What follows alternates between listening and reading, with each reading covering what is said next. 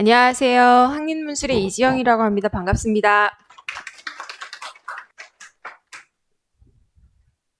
저는 논술만이 답인 학생들은 모여라라고 하는 게 이제 수업의 모토인데요.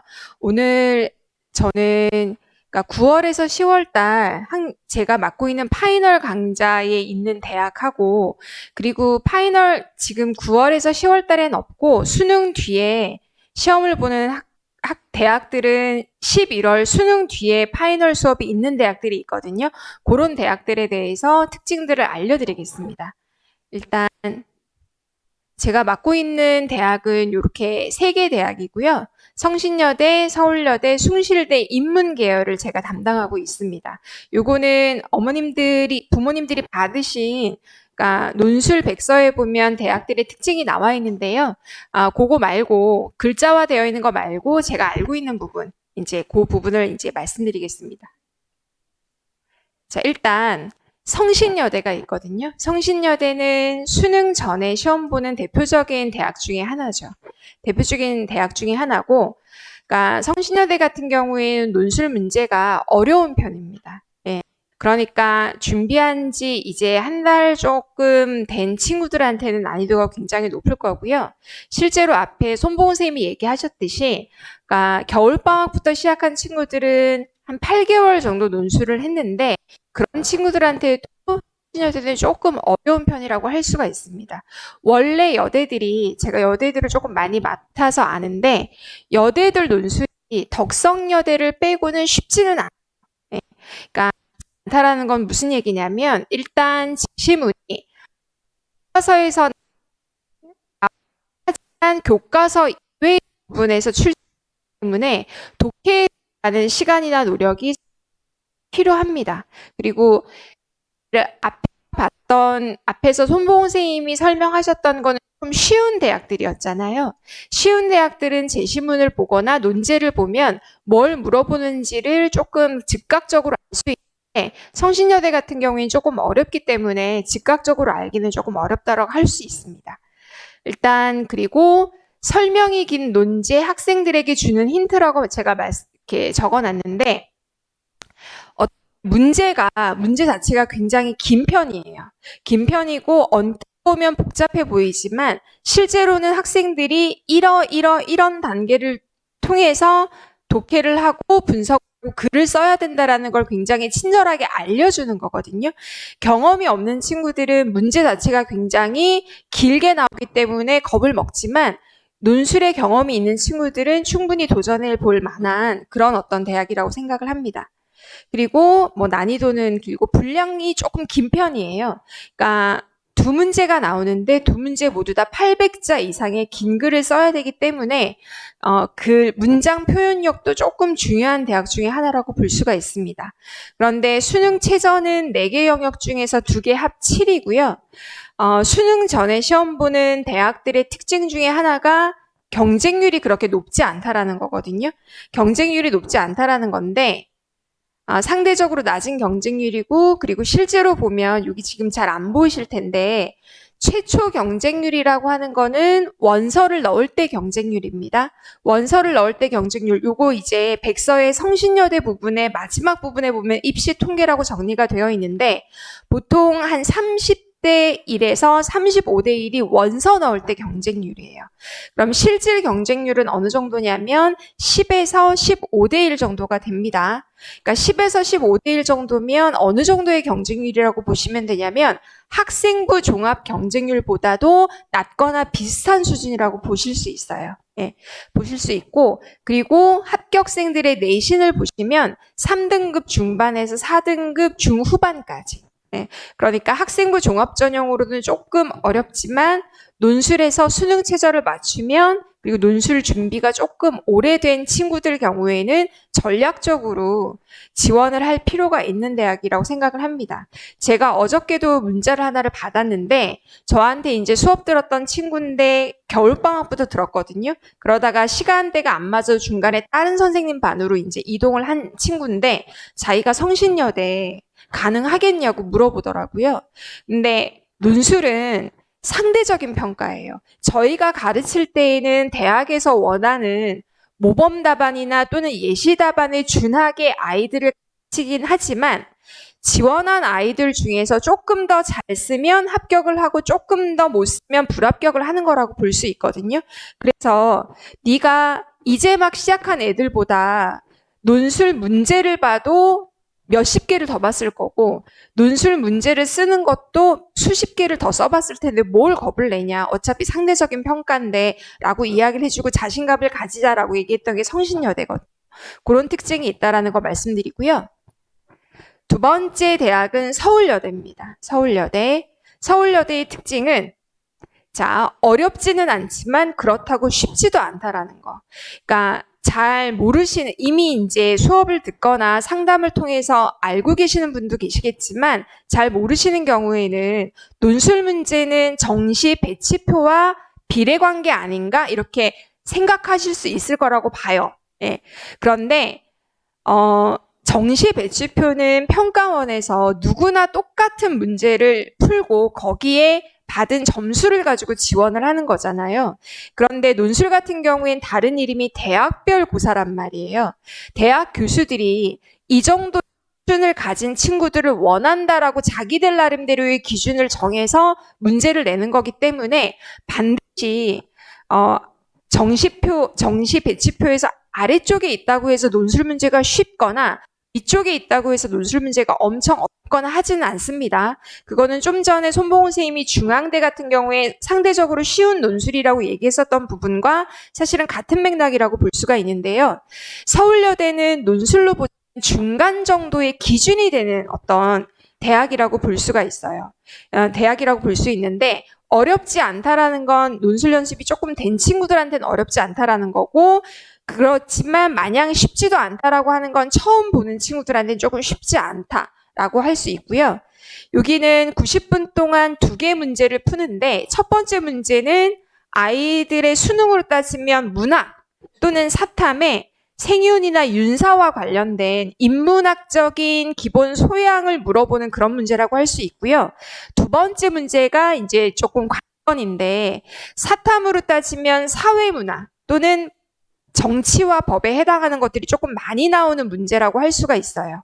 이제 아이들이 수업을 하다가 보면 어떤 데 겁을 조금 많이 먹냐면 두 번째 문제에 표가 굉장히 많이 나오거든요. 도표가 한 5개에서 6개 정도가 나와요. 그런데 주의할 건 사회문화에서 표를 분석하는 거는 굉장히 정교하게 분석해서 해당되는 문제에 정답을 골라야 되거든요. 논술 문제는 그렇게 표 하나하나에 대한 정교한 분석을 요구하지 않는다라는 점입니다. 이건 인문논술이 가지고 있는 특징 중에 하나인데 재심은 하나를 완벽하게 독해한다고 해서 문제를 푼다기보다는 전체적으로 대학이 어떤 의도를 가지고 문제를 출제했는지를 알고 거기에 맞게끔 재시문이나 도표를 분석할 필요가 있어요. 예, 그래서 그런 도표 분석이 조금 중요한 대학 중에 하나가 서울여대이다. 예. 사실은 여기 실지는 않았지만 단국대 같은 경우에도 총 3문제 중에 3번째 문제가 도표 분석하는 문제. 그러니까 도표 때문에 겁을 내거나 피하려고 하는 친구들이 있는데 도표만 보면 눈앞이 깜깜해지는 친구들이 있어요. 그런 친구들 중에서 연습이 오래되지 않은 친구들은 차라리 피해라. 그런데 오래된 친구들이 단순히 도표가 나온다는 것만으로 겁을 내면 도전해봐라 라고 말해주고 싶습니다. 수능 직후에 시험이 있기 때문에 저희가 파이널 수업은 10월 달에 여는 거고요. 그리고 국수형 중에서 탐구 포함되지 않고 국수형 중에서 하나만 3등급입니다. 그런데 여기도 실질 경쟁률이 그렇게 높지는 않아요. 작년에도 똑같은 조건이었는데 보시면 작년의 경쟁률 보시면 최초 경쟁률, 원서 넣을 때 경쟁률이 성신여대 경쟁률보다 조금 더 낮은 편이에요. 그리고 실질 경쟁률은 성신여대랑 비슷하게 10에서 15대 1 사이 정도라고 보시면 됩니다. 예, 서울여대. 그리고 요거는 이제 교과 평균 정도인데 평균 교과를 보시면 평균이 한 4등급에서 5등급대가 있고요. 최저 같은 경우에는 6등급이나 6등급 중반까지도 내신 등급이 내려가는 경우도 있습니다. 예. 그리고 세 번째는 숭실대인데 숭실대는 사실은 논술만이 답인 친구들이 모이기에는 좀 까다로워요. 예, 까다로운 대학인데 자, 여기는 지금 현재 우리나라의 대학에서 입시 논술로 나오는 논술 중에선 난이도가 최상이라고 숭실대 문제는 최상인데 이게 나름대로의 어떤 전략을 잘 생각하셔야 되는 게 뭐냐면 난이도가 최상이다. 이러면 오랫동안 준비한 친구들도 조금 어려울 수 있어요. 그러니까 어려운 건 그러니까 좀 어렵다. 그러면 오래 준비한 친구들한테는 좀 쉽지만 처음 시작한 친구들한테는 굉장히 어려울 수 있는데 난이도가 최상이다 그러면 조금 골고루 어렵다? 예, 그렇게 생각하시면 될 것 같고요. 그리고 약간 전통적인 방식의 어떤 논술이 출제된다라고 볼 수가 있습니다. 그리고 100분 동안 총 1600자니까 800자 분량으로 이제 나온 편이고요. 수능 직후에 시험이 있기 때문에 10월 달에 파이널 논술이 있고요. 얘네가 4개 영역 중 최저 조건이 2개 합 4입니다. 네, 이 정도면 지금 경희대나 건대나 동국대보다도 상위 최저라고 볼 수가 있거든요. 어떤 친구들이 여기에 지원하는 게 좋냐? 제가 이따가 세종대도 좀 설명을 드릴 텐데 정시 성적으로는 숭실대는 도저히 안 되는 친구들. 네, 그런 친구들이 전략적으로 2개 합이 4이면 하나 정도는 숭실대나 세종대를 쓸 필요가 있어요. 왜냐하면 내가 많이 수능 최저에서 빠지지 않는 평균 수능 점수를 가지고 있으면 경희대나 건대나 동국대나 홍대나 숙대에 지원하려고 할 건데 딱 2개만 최저를 맞춰. 딱 2개만. 예, 나머지 2개는 아주 성적이 안 나와. 그럴 때에는 수능 최저를 조금 높게 요구하는 숭실대나 세종대는 전략적으로 지원할 필요가 있다라는 겁니다. 실질 경쟁률은 발표하지 않지만 실제로 대학이 가지고 있는 위상에 비해서는 수능 최저가 높은 편이기 때문에 실질 경쟁률은 많이 떨어질 거라고 제가 예상하고 있고요. 그리고 광운대 같은 경우에는 수능 뒤에 파이널 수업이 있어서 지금 뭐 시간표라든지 아니면 설명이라든지 이런 거에서 조금 축소될 수 있는데 광운대는 초보 학생한테는 난이도가 조금 어려울 수 있고요. 3개월 이상 논술을 준비한 친구들한테는 좀 무난한 수준. 아까 전에 봤었던 서울여대랑 비슷한데 서울여대는 2번째 문제가 도표가 나오는 대신에 광운대는 도표가 나오진 않습니다. 예, 광운대랑 조금 비슷한 형태로 논술 문제가 나오는 데는 경기대가 있습니다. 예, 경기대. 자, 120분 동안 2개 문항이고요. 각각 750자 내외이기 때문에 상대적으로 약간 짧지 않은, 중간에서 너무 길지 않은 그 중간 형태의 분량을 요구하는 대학이라고 볼 수 있고요. 수능 보는 그 주가 아니라 그 다음 주 주말에 시험이 있습니다. 수능 최저는 예전부터 없었던 대학이고요. 그래서 경쟁률 합격자 내신 평균을 보시면 여기도 그렇게 높지는 않습니다. 높지 않고 보통 4등급 중반에 해당하는 친구들이 평균이니까 저것보다 조금 더 아래쪽에 있는 친구들도 넣을 거고 조금 더 위쪽에 있는 친구들도 넣을 거고 저희 얘기는 뭐냐면 실질적으로 내신 때문에 감점이 크게 되는 대학은 아니라는 거죠. 예. 자, 덕성여대. 덕성여대는 아까 앞에서 설명을 하셨는데 난이도는 중하입니다. 예. 손몽호 쌤하고 저하고 이렇게 미리 짜고 온 게 아닌데 논술을 오래 하다가 보니까 비슷하게 겹치는 부분들이 있는데요. 덕성여대 같은 경우나 카톨릭대학교 같은 경우에는 초보 학생들도 파이널 수업을 통해서 도전해 볼 만한 게 난이도가 그렇게 어렵지 않은 그런 대학이라고 할 수 있습니다. 그리고 여기는 90분 동안 2개 문항이고요. 총 실제로 문제가 크게 2문제가 나오기도 하고 소문제로 나누어서 4개 문제가 나올 때도 있고요. 자, 여기는 수능 다음 주. 저희가 시간표가 한 번 더 나올 건데요. 수능 뒤에 수능 본 그 주가 아니라 그 다음 주나 그 다다음 주. 그러니까 12월 초까지 그러니까 시험이 있는 대학의 파이널 시간표가 한 번 더 나올 거거든요. 그때에 해당하는 대학이라고 볼 수 있습니다. 그래서 남학생들한테는 조금 아쉬운 것이긴 한데 여대들이 있기 때문에 여학생들은 남녀공학 같은 경우에는 중간에 해당하는 수능 최저가 없거든요. 그런데 뭐 덕성여대나 동덕여대나 뭐 성신여대나 또는 서울여대 같은 경우에는 그러니까 중간 정도 되는 수능 최저까지도 보장해주기 때문에 지원하는 게 좋은 전략이 될 수 있을 것 같고요. 제가 시간을 많이 쓰는 것 같아서 마지막으로 세종대 제가 말씀드리겠습니다. 세종대는 난이도가 중상 정도가 되는데 글쓰기 조건이 조금 까탈스러운 편이에요. 왜 까탈스럽냐면 한 문제는 400에서 500자로 단순한 편인데 두 번째 문제가 800에서 900자거든요. 그런데 제시문이 복잡하지 않아요. 예, 그러니까 차라리 분량이 많거나 시간을 좀 충분히 주는 편인데 이럴 거면 제시문 수가 굉장히 많으면 거기 안에서 고민할 거리가 많은데 제시문이 4개 정도밖에 4개 정도밖에 안 나오거든요. 그러니까 다른 대학에 6개에서 많으면 8개까지 나오는 대학들도 있는데 거기에 비해서는 제시문 수는 조금 적은, 그리고 제시문 자체가 엄청 어렵지도 않아요.